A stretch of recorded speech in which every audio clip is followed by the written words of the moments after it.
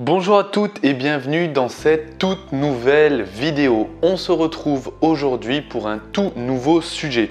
Mais avant de poursuivre, n'hésitez pas à liker la vidéo, à vous abonner et également à activer les notifications. Aujourd'hui, le sujet du jour est les erreurs commises et qui ne vous font pas perdre de poids. En effet, peut-être dans votre quotidien, vous faites ces erreurs et malheureusement, vous n'arrivez pas ou plus à perdre du poids. Nous allons donc voir quelles sont ces erreurs et comment y remédier pour pouvoir commencer à perdre du poids de manière saine et durable et surtout que vous ne puissiez pas les reprendre dans le futur.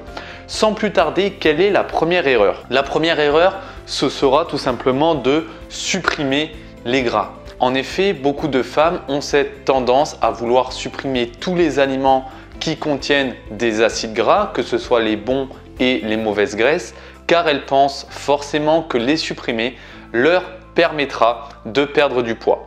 Vous devez cependant savoir que certes, il y a des mauvaises graisses, mais il y a également des bonnes graisses. Vous devez donc absolument garder les bons acides gras. Les bons acides gras, ce sont les acides gras poly et mono-insaturés.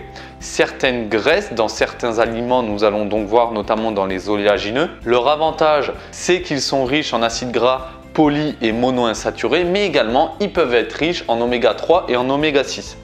Vous devez également savoir que ces acides gras assurent d'une part le bon fonctionnement de l'organisme, d'autre part, en règle générale, ils ne font pas grossir, mais il faut faire tout de même attention donc aux quantités que vous allez consommer. Ensuite, ils favorisent le métabolisme des vitamines solubles dans les graisses, c'est-à-dire qu'ils permettent au corps de les conserver. Et pour vous orienter vers des aliments qui sont riches en acides gras, vous avez par exemple les avocats, les oléagineux, qui sont une excellente source aussi bien de protéines, de vitamines, de minéraux, mais ils ont également cet avantage d'être considérés comme coupe-faim. Le deuxième point, l'erreur commise, ça sera de supprimer ou du moins d'éradiquer totalement les sucres. Ici, comme les acides gras, il existe des bons et des mauvais sucres. En effet, ce sont les sucres raffinés que vous pouvez trouver dans les gâteaux, dans les pâtisseries, dans les sodas qui vont vous faire grossir. Vous devez donc savoir qu'il est important de favoriser ceux qui sont nécessaires à l'organisme. Donc les aliments qui contiennent des sucres qui sont nécessaires à l'organisme, ça va être des aliments qui sont à IG bas, donc à indice ou index glycémique bas. Vous pouvez retrouver ces aliments donc dans vos supermarchés, mais surtout pensez à vous orienter vers des produits donc végétaux, vers les fruits et vers les légumes, tout simplement car ces aliments contiennent donc un indice glycémique relativement faible. Vous devez donc éviter au maximum les saveurs sucrées. Comme je l'ai indiqué précédemment, on évite au maximum les gâteaux, les pâtisseries et les sodas. Ensuite, le troisième point, la troisième erreur commise qui ne vous fait pas grossir, c'est tout simplement de boire peu qui vous permettrait la rétention d'eau. C'est totalement l'inverse et vous allez comprendre pourquoi. Si vous voulez, la rétention d'eau vient d'une inflammation qui elle-même provient d'un déséquilibre du pH du corps. En clair, si vous voulez, pendant la digestion, il y a deux types de produits. Il y a certains aliments donc, qui acidifient votre organisme et il y a d'autres aliments donc, qui le basifient, qui produisent donc l'effet inverse. Pour pouvoir éviter cette rétention d'eau, vous devrez au maximum respecter un équilibre. L'équilibre sera donc de 30% d'aliments acidifiants et de 70% d'aliments basifiants. Et comme je l'ai indiqué, si malheureusement vous consommez trop d'aliments acidifiants, il se pourrait alors qu'il y ait donc ce phénomène de rétention d'eau. Pensez à éviter de boire pendant les repas. En effet, malheureusement, si vous buvez pendant les repas, vous allez vous sentir en quelque sorte rempli et malheureusement, vous n'aurez pas forcément faim. Et ce qui va se produire, c'est que vous aurez tendance à grignoter par la suite car vous n'aurez pas mangé pendant le repas en question. Ensuite, le quatrième point, donc la quatrième erreur commise, ça serait de manger beaucoup de protéines.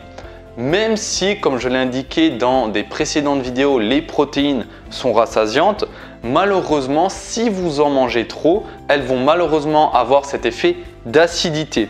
Et plus les aliments que vous consommez sont gras, plus ils sont riches en mauvaise graisse, plus ils auront cette fâcheuse tendance à avoir cette acidité. On parle donc des aliments riches en protéines. Vous pouvez retrouver notamment ça dans la volaille, dans les viandes rouges par exemple, également dans le porc, le mouton, etc. Certes, ils peuvent avoir une part importante de protéines, mais malheureusement, ça peut rester des viandes assez grasses comme par exemple le porc et le mouton.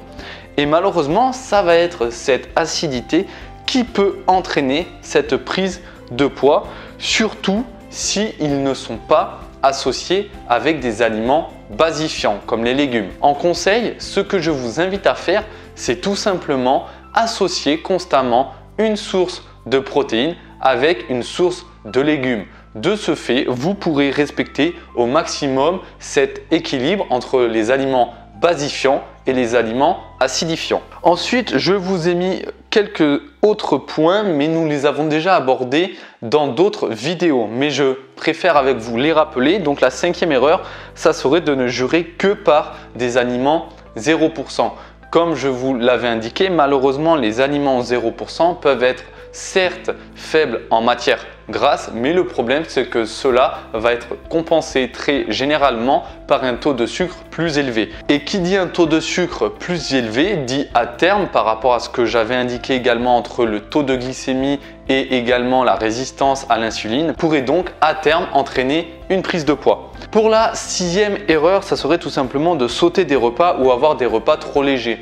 Tout simplement car malheureusement, si vous sautez des repas ou vous avez des repas trop légers, il se pourrait que vous ayez par la suite une envie de manger d'autres aliments, grignoter et surtout manger plus pendant certains autres repas. Et les aliments que vous risqueriez de consommer, ça risquerait justement d'être des aliments un peu trop gras, trop sucrés, trop salés. Donc évitez au maximum de sauter des repas, mais de toute manière, j'avais fait une vidéo dédiée à ce sujet. Je vous invite donc à vous y référer. Le 7e point, ça serait se priver d'un groupe d'aliments. En effet, vous devez savoir que chacun de vos repas doivent être accompagnés donc d'une source de protéines, d'une source de légumes et d'une source donc de glucides, de féculents. Vous devez au maximum éviter de vous passer d'un groupe d'aliments, aussi bien parce que certains aliments, certains groupes d'aliments peuvent être rassasiants, ils peuvent être riches en vitamines, en minéraux, en oligo-éléments, ils peuvent apporter de l'énergie à votre corps, notamment on parle beaucoup des féculents, donc avec les glucides complexes. Donc vraiment, faites en sorte de respecter ce point-ci. Donc chaque assiette doit être répartie de la sorte que vous ayez au moins la moitié de cette dernière qui est remplie de légumes, un quart de l'assiette de protéines, d'une source de protéines, que ce soit végétale ou animale, et le dernier quart restant, ça sera pour les féculents, les glucides complexes. Le 8e point, la 8e erreur commise, ça serait de se peser tous les jours. Il est vrai que beaucoup de personnes, beaucoup de femmes ont cette tendance de se peser tous les jours pour voir si oui ou non elles ont perdu du poids. Mais comme vous le savez probablement, le poids n'est que représentatif.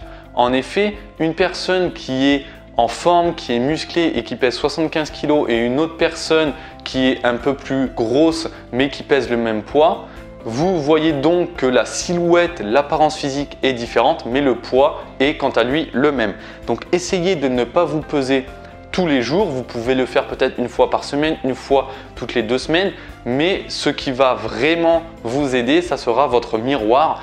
Prenez votre miroir comme allié et également vous pouvez prendre vos mensurations pour voir votre évolution. Enfin, la dernière erreur commise, c'est tout simplement de ne pas pratiquer une activité physique régulière. Vous vous en doutez, pour pouvoir perdre du poids, certes, l'alimentation est le principal facteur qui rentre en compte, mais si vous voulez maximiser et décupler votre perte de poids, une activité physique régulière sera donc cruciale.